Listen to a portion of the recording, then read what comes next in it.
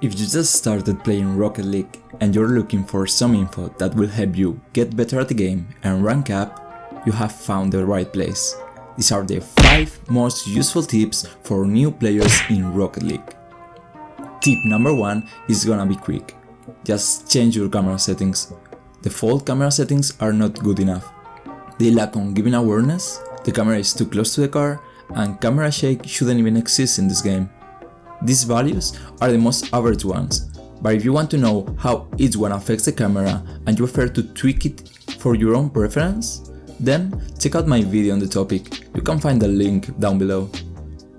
On tip number 2, I'm going to tell you to stop using default key bindings. These are some examples of key bindings that professional players use.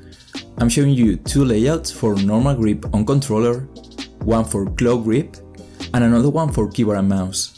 But if you want to know which are my favorite keybinds, and you play normal grip on controller, I also have a video about it. As you can see, first 2 tips were very easy and you don't really need to put any time on the game to actually see some benefit from them. Now, let's start talking about tip number 3. Even if you got some hours in the game, it might be possible that you haven't done an aerial shot yet. It also might happen that you don't know how to hit the ball with your car, both for scoring powerful shots or for clearing the ball out of your net. If that's the case, or if you aren't just consistent enough at those, I recommend you to do the basic training packs that the game offers at least once a day each. You should start by doing the rookie levels. Don't worry if you aren't able to save all the balls, score all the goals, or hit all the aerials the first time you do the training pack. Consistency will come with time. Also, don't spend more than 5 to 10 minutes on its rookie training pack. The goalie training pack will shoot quite easy balls for us to save. Just wait for the ball to appear and drive towards it while boosting to hit it with power.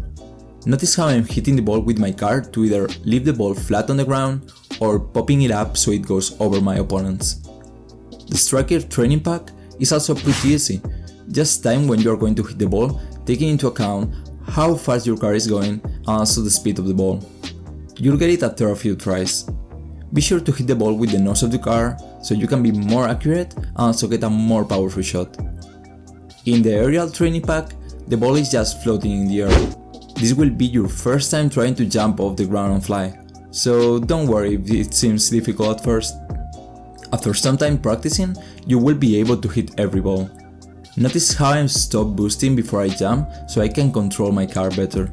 Then, I tilt the nose of my car in the direction I want to go and boost until I hit the ball. My recommendation is to do these 3 training packs once or twice a day, until you can do most of the saves and shots consistently. If you are able to complete any of the training packs, start doing the pro level. Do the same thing with the pro level, do it until you can complete it consistently. And then, you can try the all-star training packs. Some of the saves and shots that you have to do in the all-star training are quite hard, if you don't know how to do fast aerials. I explain in detail how to do them on my 5 best mechanics for new players video.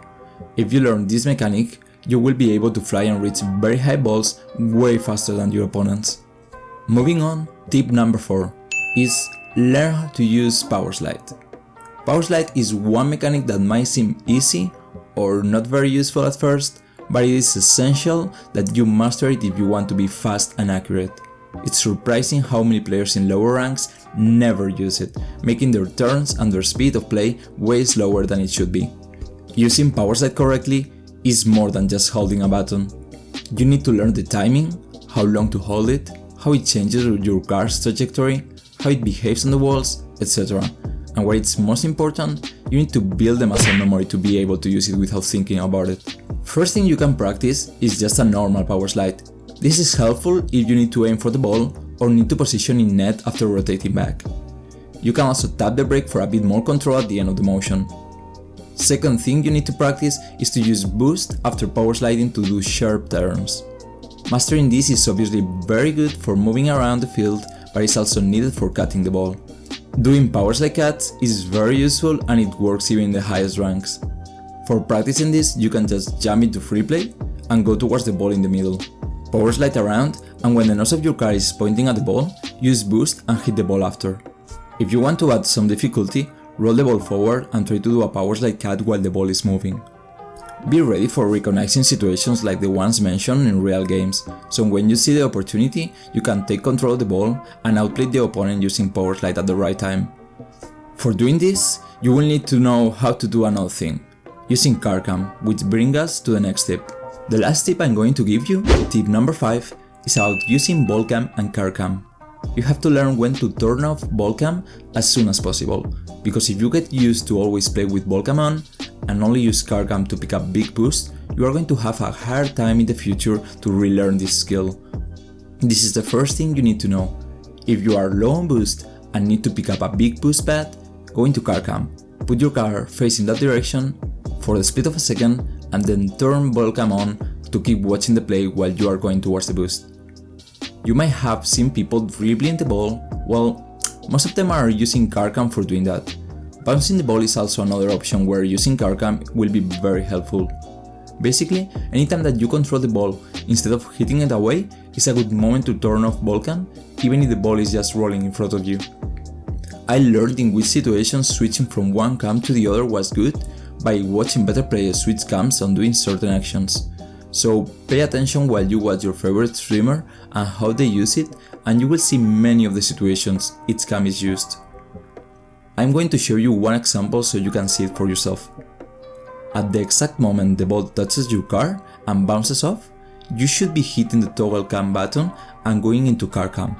You can practice this in the All-Star Aerial Training Pack. Wait for the ball to come towards your card.